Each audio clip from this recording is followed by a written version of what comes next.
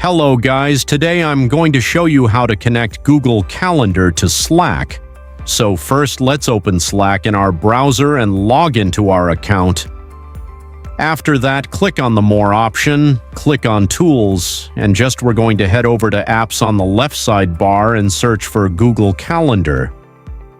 Guys, click on it. This will be directed to the Google Calendar integration page.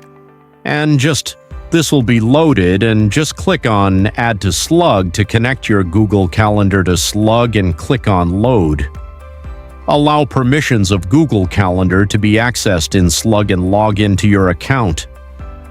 Select the active account of your Google Calendar, select All the will grant all permissions, and you should be good to go, guys. So this way we just successfully integrated our Google Calendar to Slack in few super steps.